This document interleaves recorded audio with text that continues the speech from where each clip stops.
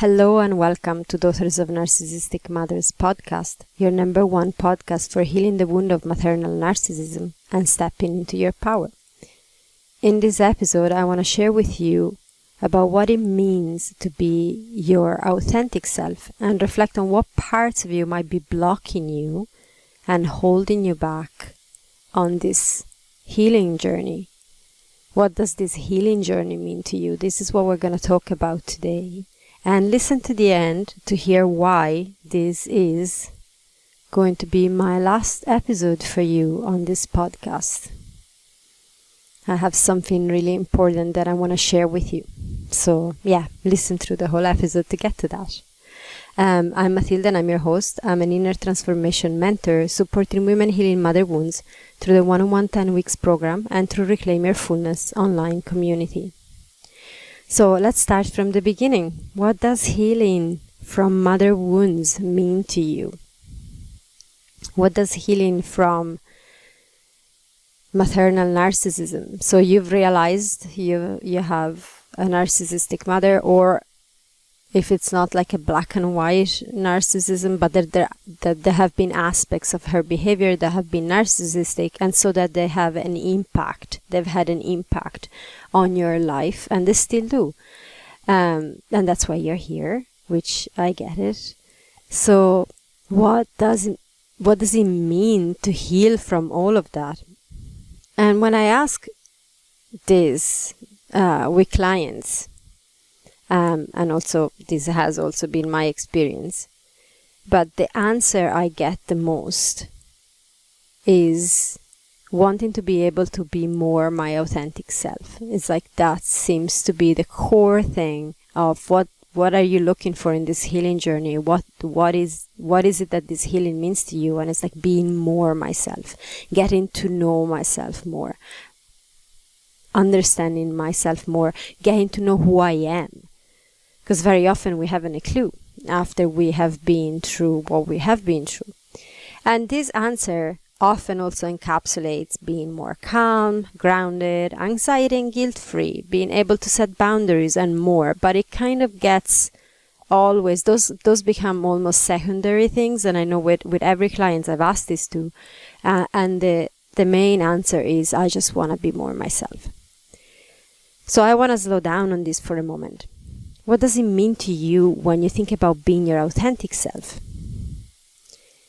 Do you even know who your authentic self is? And this is not a trick question, and it doesn't have a right or wrong answer. It's just a reflection, which can be very powerful to take a moment and pause and feel into. For a very long time, I had a lot of concepts of who my authentic self was. But in truth, I had no idea how most of it was just a big bunch of patterns, trauma responses, and coping strategies. And when I started stripping all of that off, I thought I'll find my authentic self then. I'd find it. It'd be there. I'd take all of that stuff and my authentic self just appears. And big surprise, no, it didn't magically happen. I didn't magically find myself then in one moment of enlightened clarity like it gets sold to us very often. There's so many sources out there, resources that say, once you strip all these layers off, bam, like magic, you know who you are. And that's it. And then you've arrived. It's like, it's a destination. So again, what does authenticity mean to you? You can actually pause the episode if you feel like it and feel into that. Maybe even journal about it if you feel called to. What does authenticity mean to you? What would that bring to your life? What happens in your system? Like literally, you can pause for a moment and feel what happens in your body when you start thinking about, I get a deep breath of being more myself. Even though I don't know fully what that means, but like, or maybe it makes you nervous, or maybe it makes you anxious. That's okay. Whatever is there, it's information. I'm going to take a moment here and share a bit of what has been my personal experience with this for the past 20 odd years. What I've learned in the search for my authentic self is that being authentic is not a goal or a destination. It hasn't been for me, for sure, but a way of life. It's in fact a progressive discovery of all parts of you.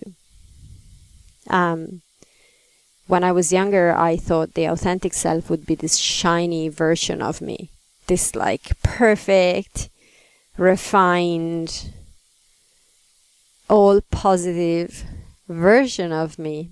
And yeah, that was, I don't know when I was, maybe 18 or 20, my early 20s. That's what I was looking for. And I realized very soon after that that's not the case. We have so many parts that make us, and they're not all shiny, not at all. And so you may ask, why? Are there more than one part? Like, what the hell is this about? And yes, there are so many parts in you. Some probably you know very well by now, and others might be a bit more silent, maybe running the show from the background. But there are a lot of parts, and they all have their space and their meaning. So what does being authentic mean? Now that you're like, okay, so there's all these parts, but which one is me? If there are a lot of parts, how can I know what the real me is? And that's a great question, isn't it? One I don't have a full answer to. But what I've learned so far on my journey is that being authentic means being the author of your life. That's what being authentic means for me. The author who knows all parts have their role, but none of these parts can actually write the story, because none of them can see the full picture. They can only see life through the filters of their experience and the beliefs that created that part in the first place. While the author has the broad view. The author sees it all, and that is the real authentic you. That is a metaphor that has helped me before. Maybe you have a different one that helps you, and that's okay. But becoming the author of your life can be scary for some of your parts.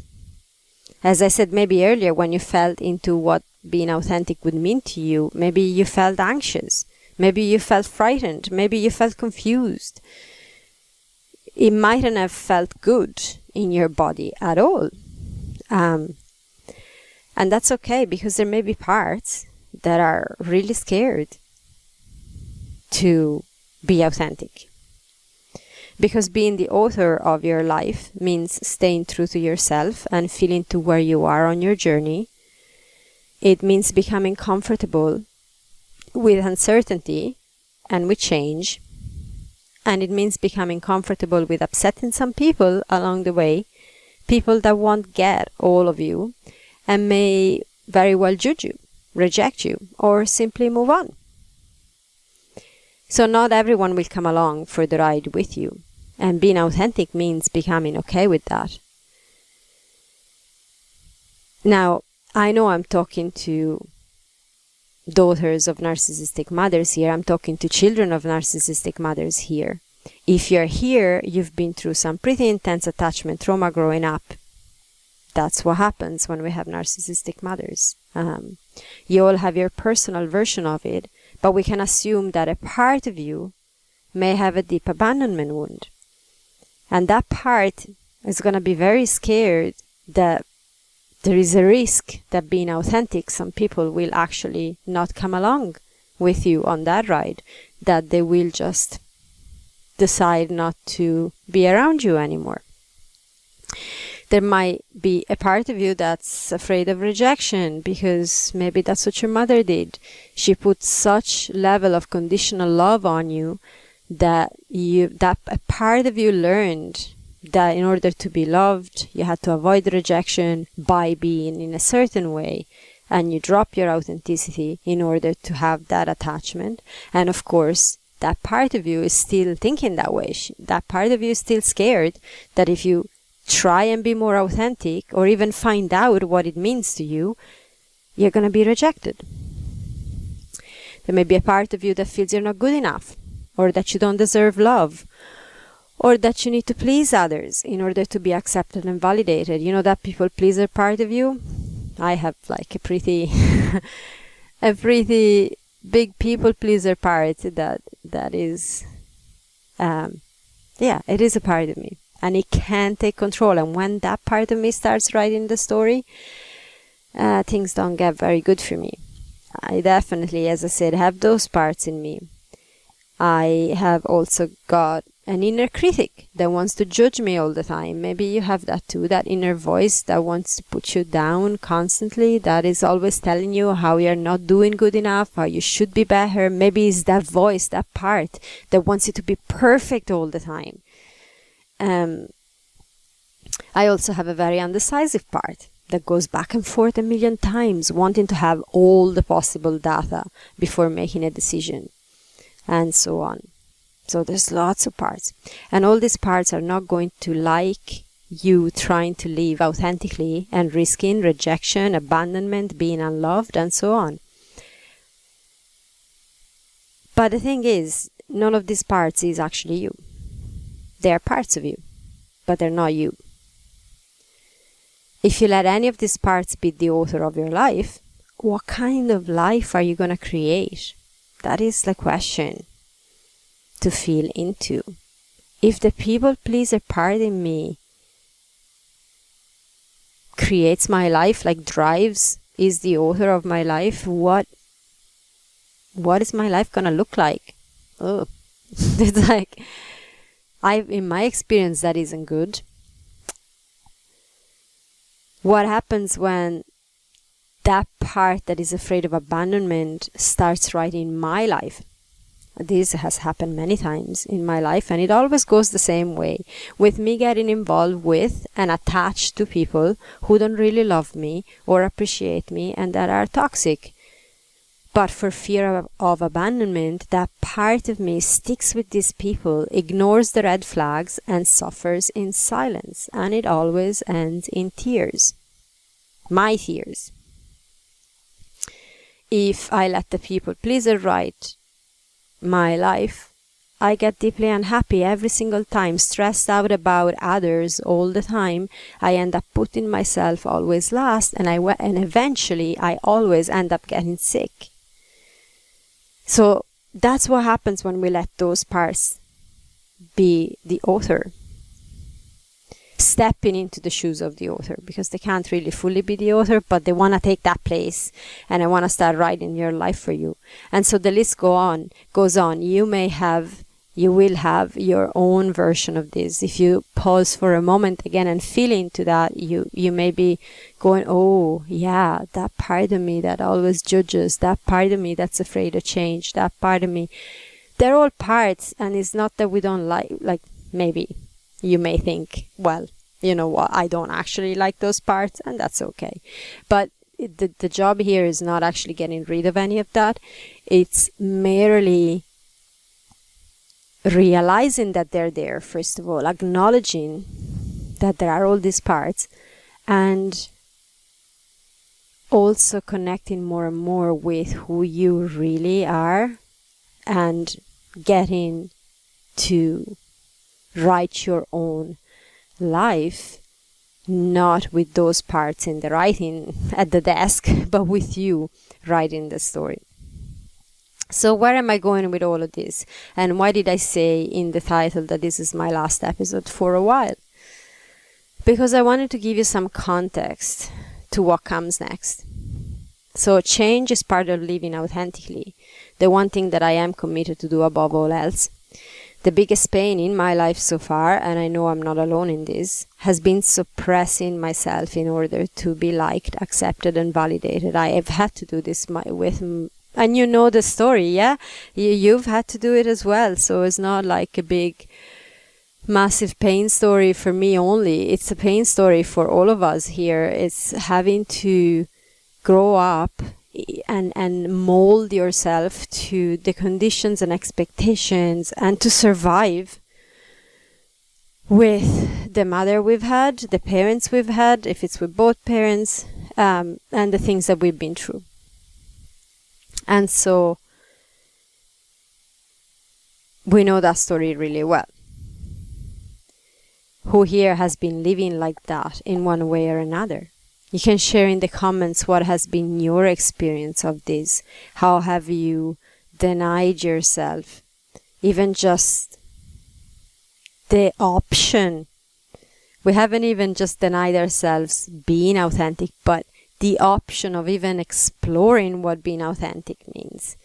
Sort of like, that's not for me this time around, because if I try to go that way, I'm gonna lose everything. That there's a part, and it comes strong in me sometimes, that tells me that if I actually just go with who I really am, I am gonna lose everything. Because in childhood, that's exactly what was happening. If I tried to really be myself, I was gonna lose everything. My mother was gonna go mad. The consequences were always very intense for me. So clearly, that was not a pathway to keep active. It was easier to just become someone else that my mother could accept, or other members of my family didn't get upset and could accept. So how many times have you felt suffocated? How many times have you felt your life did not belong to you? How many times did you look in the mirror and did not recognize yourself, and not in a good way? I've been there time and time and time again, and the pain of it is actually a blessing in a way, because it is a great catalyst to fuel the healing, to fuel that part of me that actually goes, you know what, I've had enough and I want to risk it. I want to take the risk of being authentic and express myself from that place.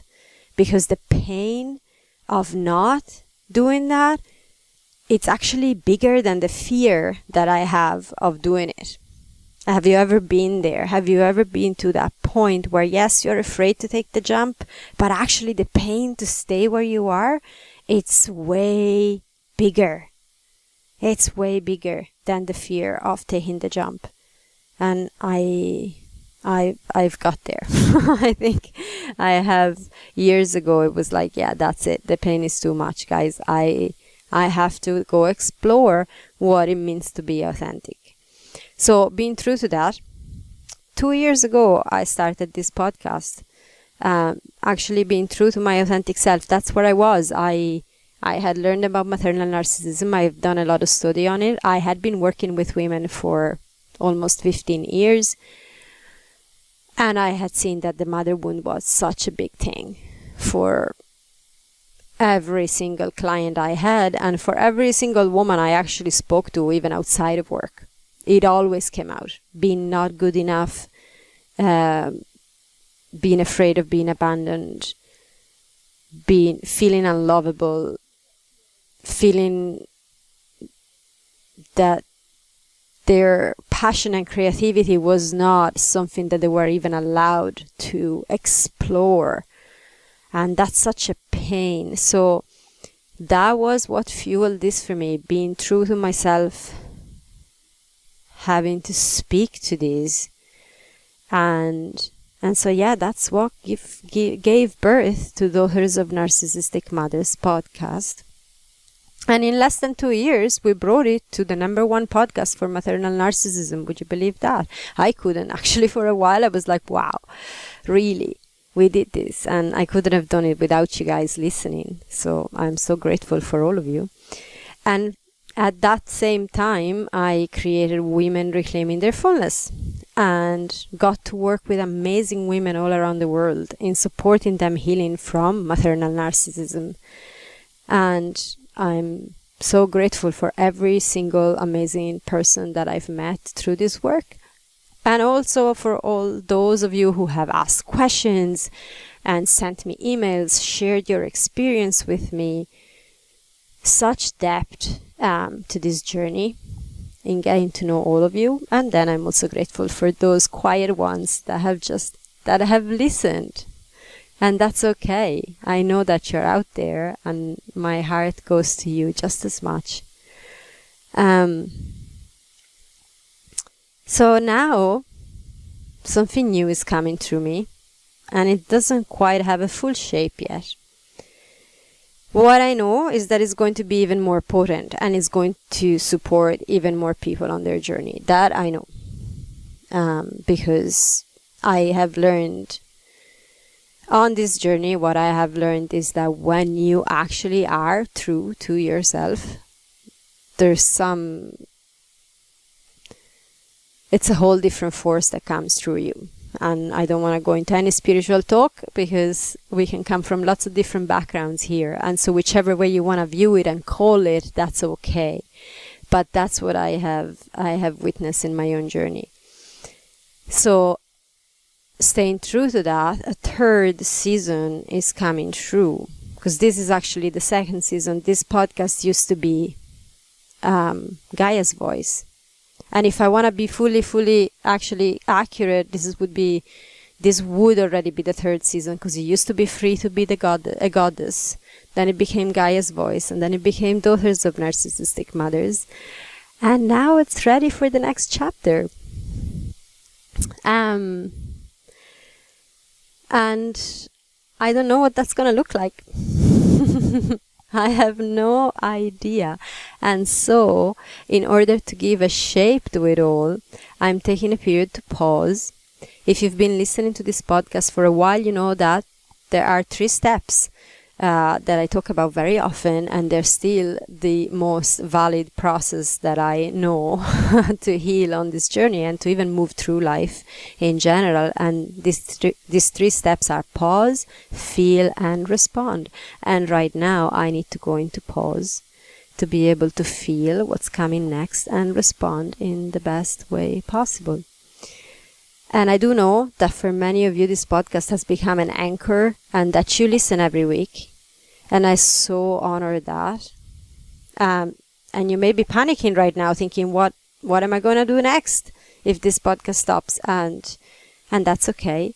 I want to let you know that you are still going to be able to be supported, if you choose to, through the newsletter. So you can sign up to the newsletter, and also you can still sign up to Reclaim Your Fullness Online Community, because that's still active and going strong. There's amazing women in there, and that's going to remain even through this pause. So that's available. But I also know there will be some of you who will just move on to something else that will serve you powerfully, I have no doubt. As I mentioned, not everyone comes along when we bring change, and being authentic means becoming comfortable with that too. So if that is you, if you're listening to this and going, okay, that's been nice, that's been great, that's been helpful, you go on your pause and I'm going to move on to something else, that's fine. I send you much love, and I wish you the very, very best on your next chapter, whatever that is. So for those of you that are at the edge of the seat, because I know there's going to be some of you that are at the edge of the seat and can't wait for what is coming next, I am excited to have you come in with me on this next season, that I know it's going to be awesome. That's actually the only thing I can say. I don't know what it's going to look like, but I know it's going to be powerful. Otherwise, and you know why I know it's going to be powerful? That's a secret I want to share with you.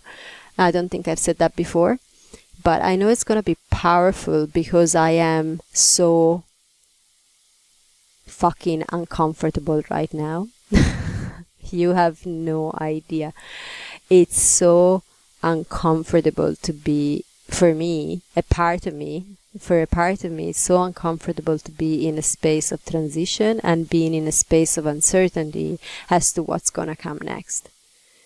It's every single time that this happens in my life, and I've learned to ride the wave, because I used to try and fight it. I used to hold on to the old, like with teeth and nails, like just not letting it go.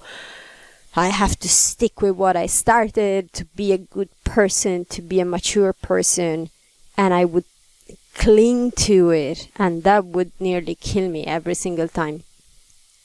So I've learned to ride the wave, but it still is uncomfortable, I'm not going to lie to you. But what I have learned and observed is that the more it's uncomfortable, somehow the more powerful the breakthrough is.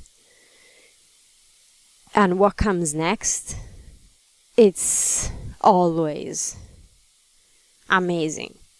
When I started Daughters of Narcissistic Mothers, if you've listened to the first few episodes, maybe at some point I spoke to it, that it took me 6 months to even do the first episode and record it. I was so uncomfortable with this transition from my general working with women to this more specific chapter and topic.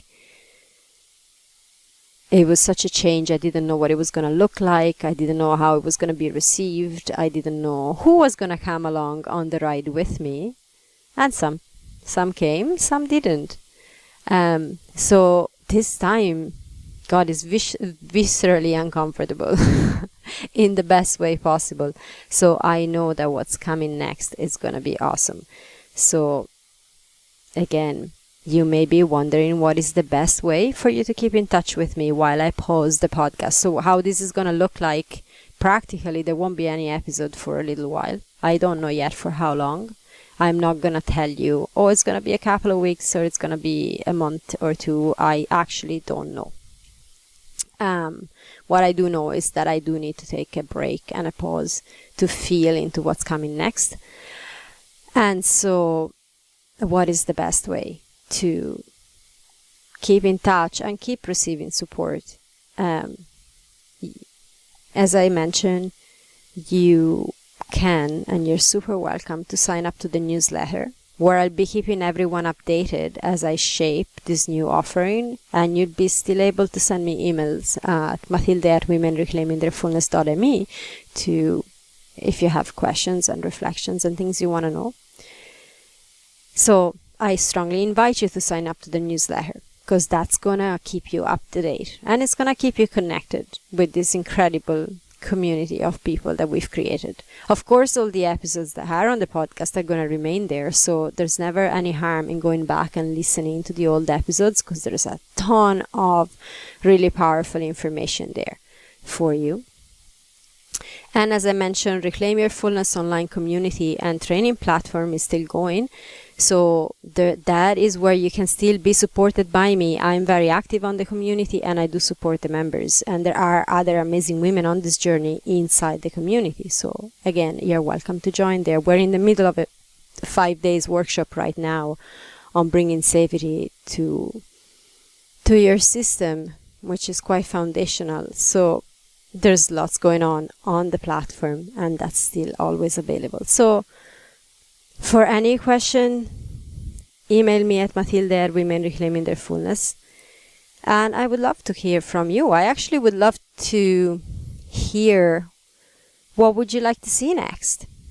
I'm in a receiving space at the moment. That's when, when you pause and you feel, that's what's happening. It's like you're opening up to receive what's coming next. And so that receiving for me is also receiving from you. If there's something that you're like, you know what, this has nothing to do with maternal narcissism, but I really would love to hear this, or I would love this podcast to go in that direction. I would love, this is something that I've always been wanting to hear more about, and that's welcome. So yes, if you have something like that to share with me, please do. I will love that. And how does this whole entire thing ties up in ultimately to having a narcissistic mother and being through a journey with a narcissistic mother the way we have is, personally for me, it would have been inconceivable years ago to pause in the middle of something that was as successful as this. I can still feel like if I was to have a conversation with any member of my family of origin right now about this decision, which of course I have not done, I know better than to do that, but they would think I'm nuts. And they would heavily criticize me, or some of them would say, that was expected, you never stick to anything, you're useless and you can't do anything and all of that. So there'd be different versions depending on from which family members they would come. Obviously the most impactful and intense would be my parents. And so there are parts in me that really want to stick with that. They want to prove my parents wrong. They want to cling to things that are not actually what I feel is the best version of me and the most authentic version of me in the moment. And that is important. That is an important thing to feel into, because life is not static. Your authentic self is not static, is actually an ever-changing, ever-evolving, ever-expanding. That's what you are. That, your authentic self is ever-expanding, ever-evolving. And there are moments that are more I'm trying to find the right word. It's not plateau or static, because that's not the right word, but they feel more like we're sticking to something because it's actually what feels right at that time. And so it seems like it's more calm, and then there are moments where things get shaken a little bit. There's a little bit of an earthquake happening, and we then have to reconfigure. But that is really part of staying true to yourself. Is not an end goal, as I said, is not a destination. There isn't a point where you go, whoa, I am right now my authentic self. That's it, I've arrived, and therefore I will be this for the rest of my life. That, if that's what you're looking for, if that's what you've been promised, so far I've observed that that's really not it. I'm not the only one. This is that. There's plenty of guides out there and very, very skilled people that have worked with this and researched this. That's really not what happens, because it's really against human nature. To become stagnant is not what we do. And when we are stagnant, it's because there's parts of us holding us back because of trauma, because of what we've been through, because, there's fears and all of that, and that's okay. So all of this to say that I am hoping with this episode to inspire you, not in dramatically and drastically change everything in your life just because, but at the very least to open up to the possibility that if at some point you feel the need to slow down and pause, even if you've been doing the same thing for an endless amount of time, it's never too late, and go, what's the next chapter gonna look like? Am I still really satisfied in this chapter?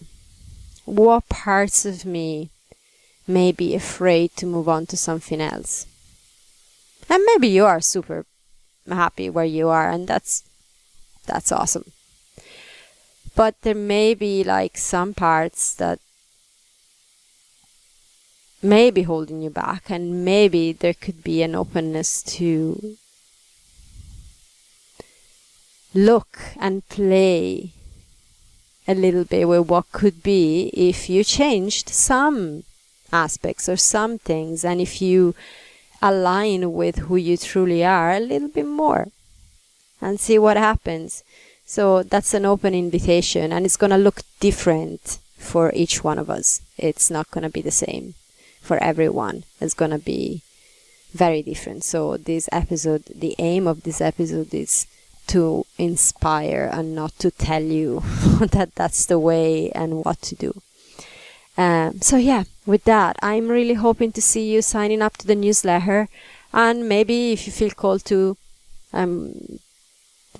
gonna be very happy to welcome you inside Reclaim Your Fullness community if that's what you feel called to do, so that I can still support you and we can still be connected. And for those of you that are gonna do that, for those of you that are gonna keep that connection and keep in touch, you are gonna get updated and you're gonna know soon what the next chapter is gonna look like and what's gonna happen next. So yeah, with that, I'm gonna send you so much love. I have so much gratitude for you all, and I'm gonna talk to you again soon. Bye for now.